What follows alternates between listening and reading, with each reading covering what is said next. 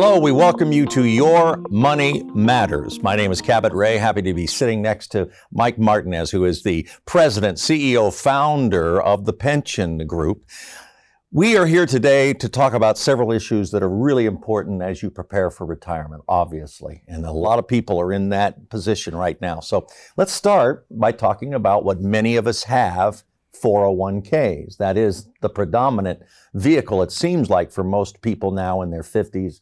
Approaching retirement. You have a lot of different ideas about how you build that 401k and when you should start. So let's start at the beginning. When should you get going, and how much should you contribute? The max?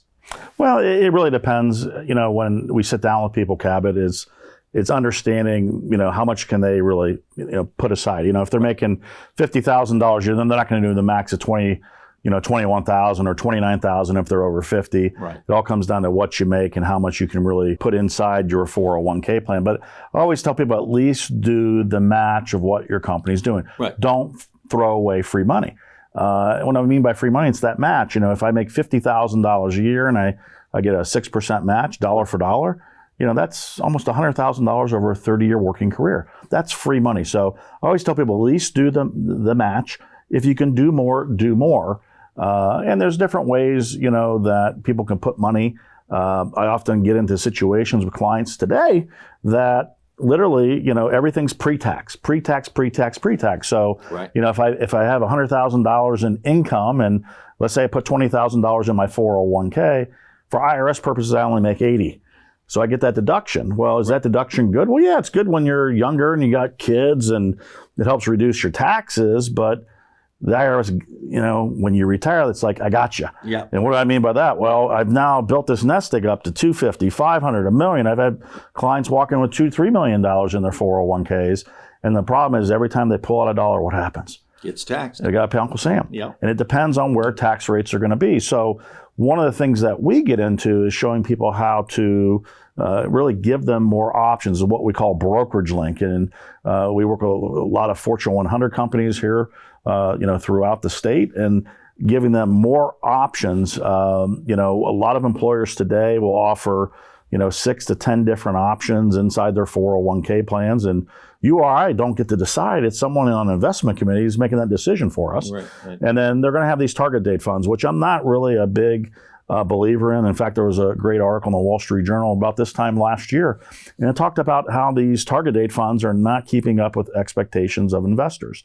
They may be inexpensive, but if they're not performing well, what good does it do? And I often tell people when we pull up a target date fund, like a 2030, 2035, that may be 75% stock, 25% bonds, but 38%, close to 40% of someone's portfolio is overseas. Now, most employees really don't care. Most advisors don't get into it because they don't know. And I'd say, well, if out of 16 out of the last 17 years, international has underperformed U.S. domestic equity, and U.S. equity is performing better, I'd rather put my client in U.S. domestic equity than international. Now, there could be a day that international starts to outperform, but again, once again this year, we're not seeing that. So I tell people, did you know you had 38% of your portfolio overseas? The answer I get all the time, no, I never realized it. No. I said, well, why'd you choose it? Well, I didn't know. Well, but that brings me to the point, though, that now you are able to choose, through your firm, through the pension group, who you want to manage your money and what funds to be investing that 401k, right? Well, correct. And what this is a brokerage window. Think of it as your kitchen window, and we're allowed to bring in other institutional money managers like Fidelity, like Pacific Financial Group, ACM, JP Morgan, American Funds.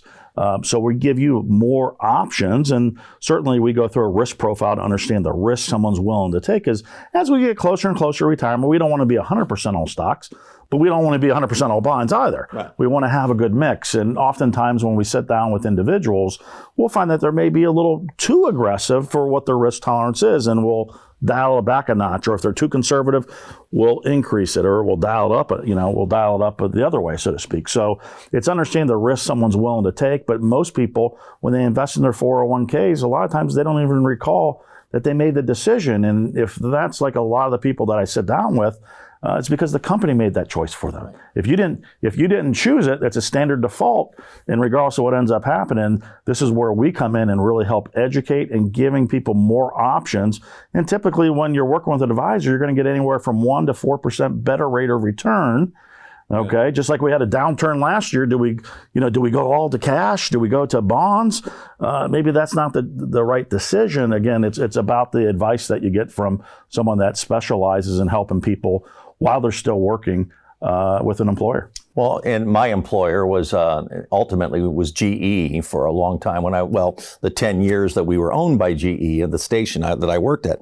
And because of that, and because of that, of course, and we'll get more into the pension thing a little bit later, but I also, during my entire career, I had no idea that we had other options besides Fidelity. Our station chose Fidelity to be the manager of our 401k, but now you do have choices. Yeah, and this isn't something that's new. A lot of Fortune 500 companies have been offering this for years. This came about during the 2006 Pension Protection Act, which opened up self-directed brokerage accounts inside of 401k plans. So it really gives people an opportunity to really start working with someone to really kind of get them on that roadmap to retirement. Mm-hmm. A lot of times we sit down with people and it's like, wow, you know a lot about my 401k. I didn't realize I was this aggressive or that conservative. And we get them on the right track. But if you continue to do X, Y, and Z, this gives you that opportunity to achieve your goals in retirement. And again, for millions and millions of Americans, they don't have a pension. This is their nest egg. This is their big, yeah. And I really stress the importance of managing that effectively, not just in good times, but also in bad times as well. And it's kind of up to the person who is the employee to kind of keep tabs on that 401k. I mean, you can only do so much, but they need to kind of be checking in with you pretty regularly to see, how are you moving the money? Where is it going that I'm contributing? Am I right about that? True. And, one of the things that we do is we set up reviews, at least 1 to 2 reviews a year with our clients, to make sure that they're on track if we need to make adjustments. Right. And we also have some of our institutional money managers that will be tactical and think of it as a pendulum. We all know what a pendulum is.